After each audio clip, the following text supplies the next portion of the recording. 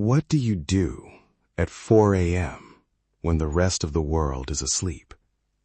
For most people, the answer is nothing. For Ernie, it was everything. This isn't a story about talent. It's a story about what happens when discipline becomes an identity. Ernie entered the league straight out of high school at 17 years old. Everyone expected him to struggle. He was young, unproven, and going up against grown men who had years of experience on him. And at first, he did struggle. But while other players were out celebrating after games, Ernie was in the gym. While teammates slept in on off days, Ernie was already 2 hours into his workout.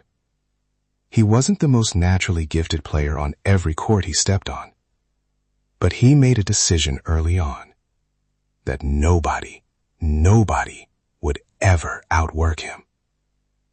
The story that defines Ernie's discipline happened during a national training camp.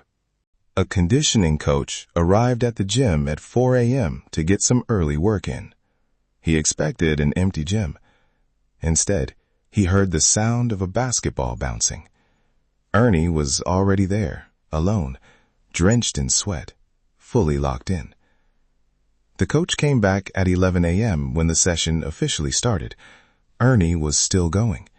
He had been in that gym for 7 hours straight. That wasn't a one-time thing. That was Tuesday. Ernie built his entire life around one philosophy, that every single day you push yourself beyond what feels comfortable, beyond what feels possible, beyond what anyone else is willing to do. His routine was structured like a military operation. He woke up at 4 a.m. daily. He got 800 shots up before most people had eaten breakfast. He studied game film the way a law student studies for the bar exam, obsessively, looking for every small edge. He had so many hours of film in his head that during a game, he could predict what a defender was going to do before they did it. But here's what people miss about Ernie. It wasn't just physical. He was disciplined in his mindset, too. After losses, he gave himself exactly 24 hours to feel the pain. Then he moved on. No excuses, no blame, no dwelling.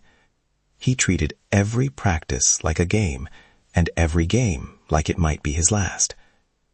When injuries tried to stop him, and they did, he found ways to train around them. When people doubted him, and they did, he used it as fuel instead of an excuse to slow down. The discipline was never about the championships. The championships were just the proof. 5 championships, 2 gold medals, an MVP, a legacy that went far beyond the sport.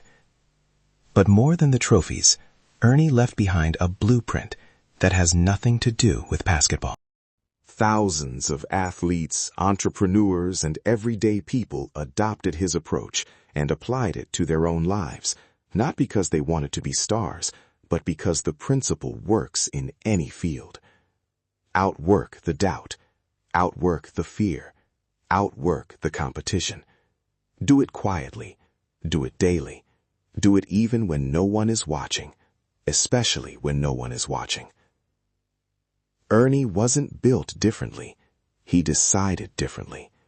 And that decision, made over and over again, at 4 a.m., in empty gyms, in painful rehab sessions, is available to every single one of us. You don't have to be a professional athlete to adopt Ernie's mentality.